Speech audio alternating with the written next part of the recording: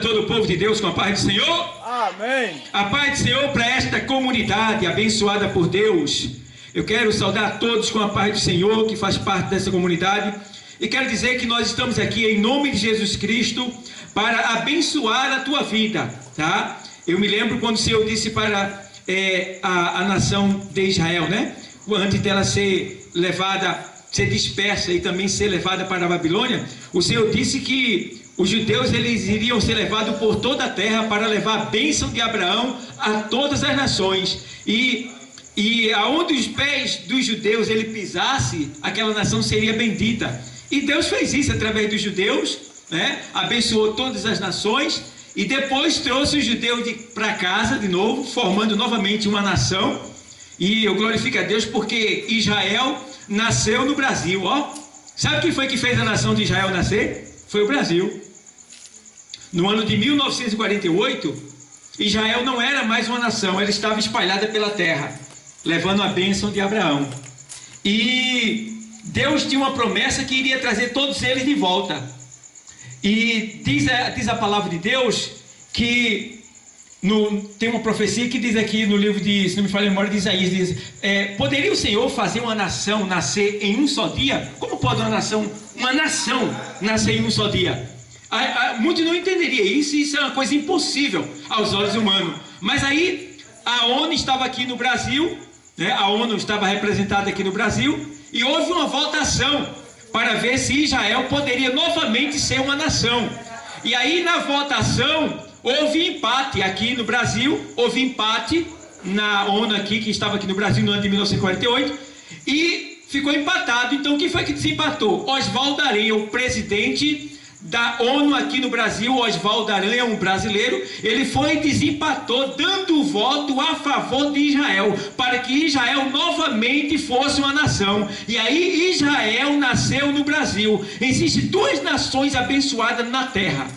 Toda a terra é abençoada, a gente sabe, mas a terra está sob uma maldição. Desde que Adão caiu, que a terra entrou em uma maldição. O próprio Senhor disse: maldita será a terra por tua causa, né? Mas através de Israel, o povo, né, Deus trouxe a bênção de novo para esta terra. Então existem duas nações que é abençoada na terra. Uma é o Brasil e a outra é Israel, porque Israel nasceu no Brasil. Que coisa linda, né, irmão? Então é muito amigo esses dois países, né? Então a gente fica feliz em saber que nós somos patrocinadores, colaboradores da nação de Israel, né? E é por isso que nós somos abençoados. Irmão, pode ver que depois de Israel, a nação mais abençoada somos nós. Tudo que planta que dá, né? A turma rouba, vai lá para cima, rouba ouro da Amazônia, rouba o iodo, né? Da Amazônia, né? Rouba tanta coisa do país. Rouba, eu não sei como é que o país é tão roubado e ainda é tão rico como o Brasil. Sabe por quê? A gente termina sabendo, descobrindo. É porque a mão de Deus está sobre essa nação. Glória a Deus. E se a mão de Deus está sobre essa nação, nós estamos debaixo dessa mão toda poderosa. E eu gosto que tem uma palavra na Bíblia que diz assim, olha, sujeitai-vos, pois, debaixo da potente mão de Deus, para que ao seu tempo ele vos exalte. Ou seja, Deus quer exaltar todo mundo na terra. Eu não sei qual é o problema que você está vivendo, eu não sei se você está sendo perseguido, eu não sei se você está sendo ameaçado, eu não sei se você está sendo desprezado, eu não sei se você está sendo humilhado, mas eu quero te dizer neste momento, em nome de Jesus Cristo, que segundo a palavra de Deus, não é o pastor Dauro que está dizendo, eu estou apenas sendo um intermédio, um intérprete da palavra de Deus, que deixa bem claro que há um tempo determinado por Deus para exaltar todo aquele que acredita nele, que confia nele, que se submete a ele, que espera nele, que tem fé nele. Então creia tão somente que Deus ele quer exaltar a tua vida. Há quantas pessoas existem, irmão, que andam de cabeça baixa, triste, né? Ali, decepcionado com A, decepcionado com B. Eu quero te dizer que eu já fui assim. Eu já andei de cabeça baixa, eu já chorei à noite. Durante o dia eu vivia sorrindo, eu era o homem mais alegre da redondeza onde eu estava. Eu era alegre demais, mas aquela alegria minha era só uma aparência, Porque quando chegava a noite, a tristeza batia. E muitas noites eu chorei no colchão. Eu molhei o meu travesseiro. E eu não sabia porquê. Era um vazio terrível. Era um vazio, uma tristeza, uma insegurança, um medo de tudo. E eu não sabia o que era aquilo. E depois eu comecei a deixar um radinho ligado. E aquele radinho dormia ligado ali numa rádio evangélica. E eu ouvia oração, ouvia louvor, e aquilo foi amaciando meu coração, foi consolando meu coração, e o tempo foi passando, e eu fui entendendo que aquilo ali era resultado do meu pecado, porque a Bíblia diz: do que se queixa o homem vivente, queixe-se cada um dos seus próprios pecados. Quem é o culpado do que você está sofrendo? O culpado é você mesmo. Muitas vezes Deus nos dá a oportunidade para vencer, para sair da situação que a gente se encontra, mas a gente prefere ficar no comodismo, prefere ficar ali na nossa vida antiga. Mas nesta noite chega aqui aquele que tem todo o poder, que fez os céus e a terra, e que nos salvou pela sua infinita misericórdia, e nos trouxe para esse lugar, para dizer para você, que você é muito especial, você tem muito valor, você custou muito caro para Jesus. Jesus, ele veio do mais alto céu. Vou ser bem claro para você: Jesus veio da além do céu, porque Deus, ele não mora no céu, ele mora além do céu. O céu Deus preparou para a gente que estamos servindo a ele. Aleluia. E a casa de Deus fica depois do céu, e Jesus veio de lá, de tão distante, para esta terra pecadora, essa terra cebosa, imunda, cheia de maldade, de crime, de malícia, derramamento de sangue. Mas Jesus, ele teve coragem, aí tornou-se o verbo encarnado, tornou-se homem, e veio a esta terra aqui ser perseguido, ameaçado, e depois ser morto, e morto ali em morte de cruz, para nos salvar. Mas ele foi morto por nós mesmos, seres humanos. Mas depois, ao terceiro dia, ele ressuscitou, para mostrar que ele tem poder sobre a morte e sobre a vida, para mostrar que o homem, o diabo, o mundo tentou apagar a luz de Deus, que é Jesus, mas não conseguiu, porque só ficou apagada por 3 dias. E sabendo, porém, uma coisa, que enquanto a luz apagou aqui em cima, ele estava lá embaixo, visitando o inferno, visitando o seio de Abraão, e indo lá no inferno, dizendo bem claro lá no inferno: olha aqui, eu sou aquele que havia de vir, eu sou a promessa de Israel, eu sou aquele que vocês não creram. Ele disse lá no inferno, ele foi lá na antessala do inferno e pregou para as almas cativas, não para salvar, para justificar, para dizer que ele disse que via, e veio. E depois ele sai do inferno, sai de lá, do Hades, e sobe para o outro Hades, que era o seio de Abraão. Isso tudo no centro da terra.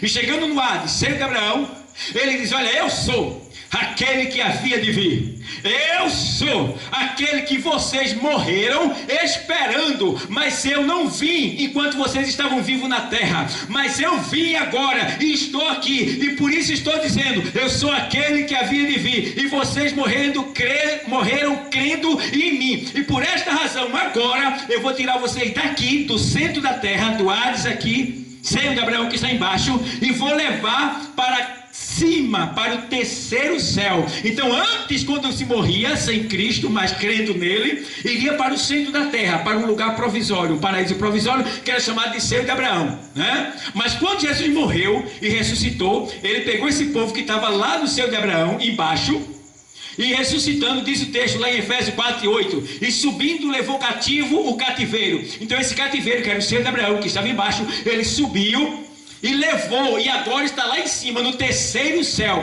Todos que estavam embaixo agora estão em cima, e lá também é o endereço de todo aquele que morre servindo a Jesus Cristo. Aceitou Jesus, morreu aqui na terra, a alma sobe e vai estar no terceiro céu, no seio de Abraão, aguardando o dia do arrebatamento, quando o corpo que foi enterrado vai ressuscitar, receber um corpo glorioso, e vai subir para o casamento que fica fora da terra, lá ao encontro do Senhor no arrebatamento. testamento, e de lá nós iremos com o Senhor para a casa do Pai, para uma grande festa que vai durar 7 anos, que é chamado as bodas do Cordeiro, e ali nós estaremos por 7 anos. Enquanto isso, a terra vai ficar aqui numa desordem, numa bagunça, numa miséria. Será terrível quem ficar nessa terra depois que a igreja for tirada, porque a igreja, ela é o sal da terra, ela é quem conserva a terra. Se você pensar em um lugar onde existe santidade, onde existe perfeição, onde existe comunhão, onde existe verdade, é a igreja.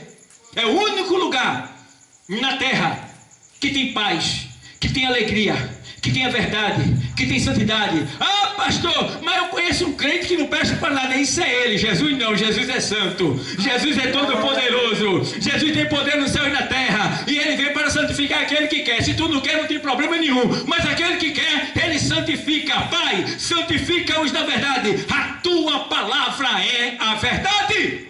Glória a Deus. Aleluia. Glória a Deus. Amados, eu fico triste. Eu fico triste quando vejo pessoas dizer que não acreditam no inferno. Eu fico triste quando vejo pessoas dizer que o inferno não existe. E eu digo, meu Deus, mais uma pessoa que foi enganado pelo diabo. Porque esta é a mentira que o pai da mentira, que é o diabo, foi Jesus que disse que ele é o pai da mentira, quer que você acredite. É que não existe inferno. Por quê? Não acreditando, você vai viver a sua vida na bagaceira. Você vai viver a sua vida dissolutamente, sem compromisso, sem se aperrear, sem se preocupar com nada, porque você acha que morreu, acabou-se, mas morreu não acabou-se não.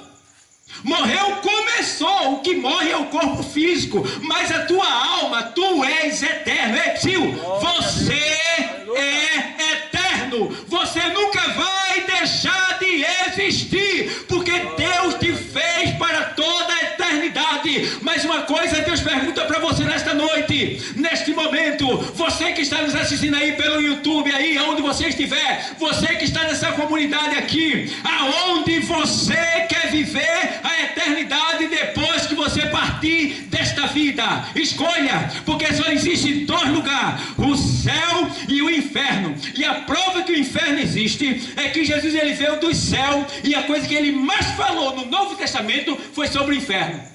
E por que ele não veio ao inferno, pastor? Porque o inferno não foi feito para o homem, foi feito para o diabo e seus anjos.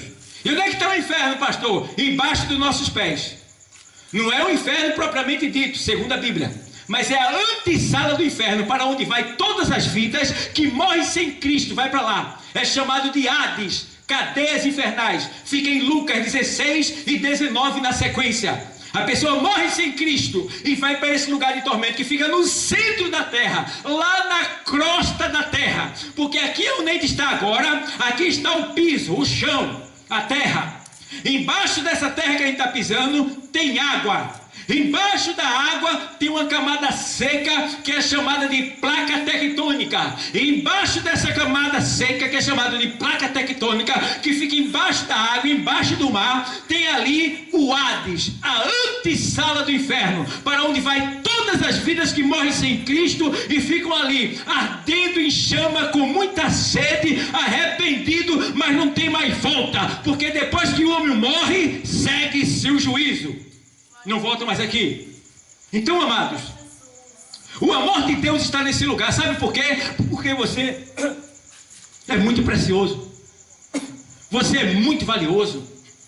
Você, se fosse juntado todo o ouro, toda a prata, tudo que existe na face da terra, não seria suficiente. Diz lá em Levítico que todo recurso se esgotaria e não pagaria a alma de uma só pessoa. Vê bem, e Jesus veio com seu santo sangue, venceu o pecado, fez uma armadilha para a morte, matou a morte na cruz, porque ela pensava que ia matar Jesus. Como é que ela pode matar um santo? Não pode. Como é que ela pode matar a vida? Não tem como. A vida criou uma armadilha e diz: vem morte, vem. E quando a morte disse: eita, ele está cheio de pecado, mas não era o dele, eram os nossos pecados que estavam nele. Aí a morte disse: vou matar, porque a Bíblia diz que o salário do pecado é a morte. Então Jesus estava cheio de pecado, mas não era o dele, era o nosso. Aí a morte diz: vou matar porque ele está cheio de pecado, ele está feio, até Deus abandonou ele, então ele é um pecador, vou matá-lo. E quando a morte foi e tentou matar Jesus, Jesus disse: tu não consegue me matar não, eu mesmo vou entregar a minha vida, porque ele disse: ninguém tira a minha vida, eu mesmo a dou e torno a tomá-la. E aí o Senhor diz: Pai, em tuas mãos entrego o meu espírito. E ali ele morreu, se entregou, desceu às profundezas do inferno e foi lá. E hoje, ao terceiro dia, ele ressuscitou. E ressuscitou ao terceiro dia e mostrou que ele é Senhor da vida. Ele tem poder sobre a vida e sobre a morte, no céu, no universo. E por ter vencido a morte morreu. Sabia disso? Não, pastor, mas ela ainda está matando, mas ela já está condenada. Falta só ser sentenciada. Porque em Apocalipse diz que naquele grande dia do juízo final, o inferno e a morte serão lançadas no lago de fogo do inferno. O inferno, que diz assim, são os demônios e o diabo. E a morte será lançada no lago de fogo, e ficarão ali junto com todos aqueles que não quiseram Jesus, que desprezaram Jesus, que não aceitaram Jesus. Eu não estou pregando religião nesta noite, porque a Bíblia diz que Jesus não é religião, Jesus é salvação. A Bíblia diz que o Evangelho de Cristo não é religião, é salvação para todo aquele que crê. Primeiro os judeus, depois os gregos e depois a gente que estamos aqui nesta noite. Então, amado, comunidade, recebe a bênção de Deus nesta noite. Não só a palavra, mas a bênção da salvação. Que Deus continue abençoando. E eu quero dizer que Jesus está... Voltando. Deus abençoe a todos.